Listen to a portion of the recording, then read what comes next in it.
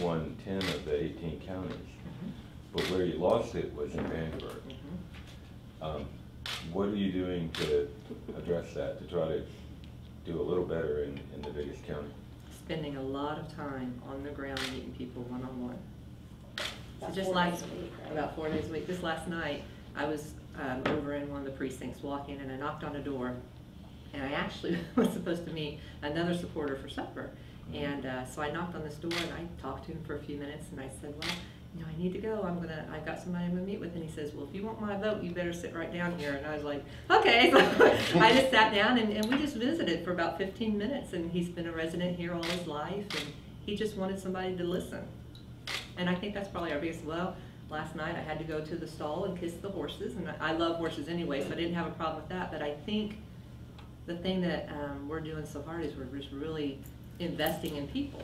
Not just knocking on the door, here's my literature. I take the time to say, how are you, what concerns do you have, what interests you, interests me. Do you feel like you didn't spend enough time in Vandenberg last I know time? I didn't. I didn't door knock at all in Vandenberg last time. But how come? Because when I ran last time, the political people that are high up in the Republican Party told me, you only have to win Vandenberg and Vigo County. You don't worry about any of the other counties. Well, I'm from a small county, and so what I basically heard them saying was Vandenberg or Evansville and Terre Haute are the only thing that's important.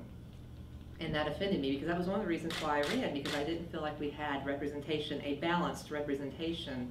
You know, a lot of these other counties never saw their representative or got to talk to them. So I spent a lot of time in all those other counties. And I did spend time here and in Terre Haute, but it was mostly like at rallies and trying to get my name out amongst the party and stuff. I did not realize the value of knocking on doors. I had a lot of people knocking doors for me, but this time I'm doing it myself. I mean, we still have a lot of people knocking for us, but I'm out there. You had TV 2 years ago. TV ads? Yeah. Uh-huh. How about this year? We might. Okay. I got to meet and talk with her. Okay. We're doing a lot of radio. It's been so beautiful. People are indoors, or not indoors as much, I'm sorry. They're not indoors as much, so they're outside, so we're going to really hit the radio hard. And we've got our TV ad done. I'm going to meet with, I think it's Insight. We're meeting with her to talk to her about it. And I'll probably go ahead and put it on last week. Well, you said people are telling you their concerns. What are their concerns? I mean, the biggest thing that I hear is people say, I'm so tired of having politicians say one thing and go to Washington and do the other, or do the opposite. That's what I hear the most. And last night with this gentleman on the front porch, we had this conversation, and I said, is anybody just honest anymore? Does anybody just don't say you're going to do something if you plan on not doing it. You know, just don't make the promises, and that's the big thing that we talked about. Just don't make the promises, because then you have to keep them, or you can't keep them, or whatever, and you're stuck. You put yourself in a corner. I told him, I said, I just present who I am, and if people agree with it, great. But I haven't made a promise to one person. There's not one person that's volunteered for our campaign that has a promise of a staff position when we win this thing. So, and that is probably the biggest complaint from people is honesty. They just want someone to be honest. And then the second is, of course, the spending. Everybody's angry about the spending. So I have no clue where the national polls came out that say that people didn't care about the debt ceiling increase and all the continuing resolutions. And I keep hearing that, oh, the voters don't know what's going on, they're not engaged. I don't know what doors they're knocking on, because I'm hearing from people when I start to present Larry's voting record, they're like, yeah, I know. I said, okay. So I think people are a lot more engaged than what is out there from the media. What is it specifically about his voting record that people are upset with? Well, the top thing is 2 months after being in office, voting for the House Resolution 525 that expanded the Obamacare to include veterinarians as healthcare professionals. I mean, is that what they're upset about, or what you're upset about? Because I've seen you tweet that before. Is when that I what, share have it. you heard? No, but have you heard concerns? What concerns have you heard from voters? What have they raised? Okay, so if I'm talking to a voter and I'm just saying, you know, they say who's the incumbent, and I tell them that's what you want to know. Mm-hmm. They say he's out of touch. I never see him. I never hear from him. Who is he? He's arrogant. I mean, that's what they say. Mm-hmm. That's not what I say. That's what they say. But I mean, most people are like, you know, I don't like him. I didn't think he would do anything the last time. He hasn't done anything. I never hear anything. He's not a fighter. I don't hear anything from him. I've never seen him. Those are the complaints I hear from people. then when I share what I just shared, then it just kind of seals the deal. So you feel people don't know about that vote, and you want them to know about it? Absolutely. Okay. We're gonna do everything we can to make sure they know about it. What other votes? And that's 1 in 2 years, what else? The continuing resolutions, all of the continuing resolutions. Of course, we have to fund government, but we didn't have to add new spending. And all the continuing resolutions had new spending on them, from the right to life. And it's, you guys are aware of it, but it's like segments of people. So when I'm talking to right to life people, they're upset because the October continuing resolution had Title X funding. Well, a lot of the right to life people associate Title X funding with abortion or Planned Parenthood, funding, so that upsets them. Then the debt ceiling. I don't know where Mr. Park, who was quoted in your paper as saying, the debt ceiling, about the debt ceiling, but I don't know where he got his information, because I have heard maybe a handful of people that approved of that vote. Most people say, why didn't he vote no? Why didn't he stand against that? And then, other things are like the Brazil cotton subsidy, the amendments, because, the appropriations are set. They're on an autopilot, so they're already on a budget. But it's all the amendments that every year they add all these amendments onto these appropriations bills, and which drives your spending up. So when we start sharing things like Marsha Blackburn's 1% cut across the board, or 5%, that doesn't pick a winner or loser. That's just a straight penny or 5 cents off of every dollar on that appropriation bill. Larry's the only Republican that didn't vote for it. All the other Republicans, and when I share that, people are like, what is he doing up there? They feel like, are you saying that he campaigned as a conservative and is?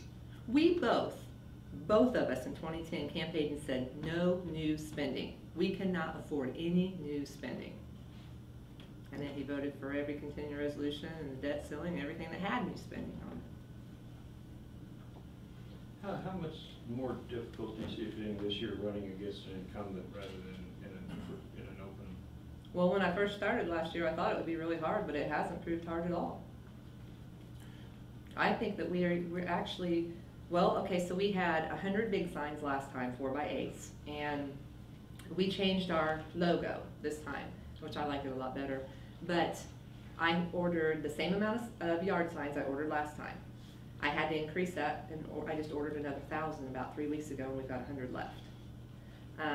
We ordered 4x4s of our new logo, and I was going to order 4x8s, but at the suggestion of many of my volunteers who are intricately involved, they said, don't do that, because then you're just spending money that you don't need to spend. Use the 4x8s, it's okay. Because the political scientists say everything has to look the same. So I said, well, I'm a fiscal conservative, I'll just reuse what I have. But Chrissy, aren't there certain advantages that accrue to him? I understand he got the Indiana Right to Life endorsement. Yes. Wouldn't that be a case where an organization like that is going to endorse the incumbent even if the challenger is? I'm definitely more pro-life than Larry is. There's no argument with that. He's for abortion and the life of the mother and rape and incest, and I'm not. Why would they endorse it? I haven't asked him. There's things I assume, but my assumptions could be incorrect. They have a standard that they set. I guess if you barely make that standard, then you qualify. Can you put a number both on your yard signs and your volunteers? I mean, how many people, since yours is more of a grassroots campaign, how many are out there? Well, on yard signs, we have about 3,300 out right now. And on the large signs, 175. And then how many volunteers? Oh my gosh. Consistently, maybe 65, something, that are working. 75, 80. I Yeah, mean, that are consistent. That you And can then, call at any point and they're out doing something. And then every other week, we'll pick up a few. Like this week, we've got new volunteers that are helping, and they'll be helping for several hours. So at any given point in time, around the district, we might have 100 people out knocking doors, phone banking, or doing something. A political newcomer like you sometimes may not have a whole lot of experience with stuff like get out the vote and all that. Tell us a little bit about your ground game, other than knocking on doors, getting people to come out on a spring day. It's a challenge. Well, the biggest thing that we've been doing is phone banking. And we've done a lot of phone banking. We've almost called the whole county of Du Bois. We've called a lot in Vandenberg. In fact, I was knocking a precinct the other day, and every house I knocked on, they said, "Oh, we just got a call from your campaign a couple weeks ago," which really surprised me. And then, yeah, I don't understand the whole concept of the get out the vote, like what you're saying, where somebody's actually sitting and running that. But every opportunity I have, we register people to vote. I mean, if we're at Taco Bell, we register people to vote. If we're, like last night, we ate at Denny's, and before we left, we had given a sign away to one of the waitresses, and we had several of the waitresses at Denny's going to vote for us. For example, would you have cars available on primary day? Oh, yes. If anybody needs a ride, and Mhm. you've got. Oh, yeah, we do ordinance that. for that. Every Okay. time we phone bank, that's one of our questions. When we phone bank, every call, that's always one of our last questions, do you need a ride to the polls? Hmm. Mhm. And then we keep I'll it. jump in just here, because some things, you know, we do outside of Christie, and we just say, hey, we're gonna do this, you know, but our next organizational meeting will be actually setting up who's responsible for the day before elections and election morning, calling people and saying, you know, this is the Christie Risk Campaign, just wanted to remind you it's election day, you know, make sure you go vote, do you need a ride? So that'll be done in each county. We have a whole action team that they're doing things that I don't even know about. I mean, they formed it down here, and they had their first meeting, and I didn't even know it. And I got a phone call from the Murdoch campaign that said, hey, do you realize you've got an awesome group of volunteers down here that are really working hard for you? And I said, well, I do now.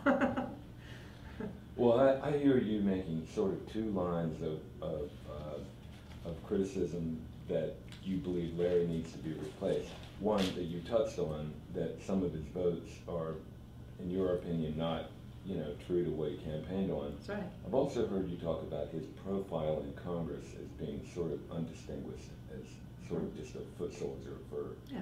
Talk a little bit more about that. Well- And how you would be different. And, you know, Sarah, you can chime in here too because of being a nurse and working with doctors, but I've talked to other doctors, and other doctors have told me themselves that, you know, as a heart surgeon, they don't like to take risks. They understand, they learn, and then they regurgitate what they learn. And so when they do surgery, they do it, you know, they're not gonna say, hey, I might suture this way because it would be easier. They're gonna do it however they've learned because that's the way they're taught to do it. And so that carries over, I think, into Larry's functioning in Congress. This is how it's always been done, therefore this is the only way I can do it. And I don't want to go against that because this is the way it's always been done. And that's how he practices medicine, so I think that's how he's practicing in Congress. And, you know, it's different in Congress. You have to be willing to buck that system. You have to be willing to ask questions. You have to be willing to Do your own research. And do your own research and raise the ire and not always just take what somebody tells you to and do it that way. And I think that's probably one of the biggest differences between Larry and I. I'm an independent thinker. Now I know there's good, you know, you're gonna have to take advice and counsel. I'm not saying that I would never do that. What I'm saying is, for somebody to come and say, well, this is the way we've always done it, so you have to do it that way, I might question that, saying, I'm sorry. Are you prepared for the possibility that if you were a maverick on Capitol Hill, not known as one of the members who couldn't be, you know, directed or controlled or counted on, you might not get good committee assignments. You might not get a very good office space. I mean, there's. I don't have to be on a committee to make a difference. Okay. I'll be sitting in on those committees and still voicing my opinion. Right. I know every committee member that's on those committees, I'll be knocking on their door. I think they said the same thing about Jim Toms, you know, that he was gonna be uncontrollable in the State House, and I think he's done okay. I think we need a maverick. I mean, the 8th District has not had very good representation for quite a while. And we continue that pattern of just, you know, the good old boys network. The people don't want that. They want someone to represent. We're a blue collar district. They want somebody who understands that they're hurting, they're struggling, while Congress is off living lavishly and they're spending on, you know, extravagance.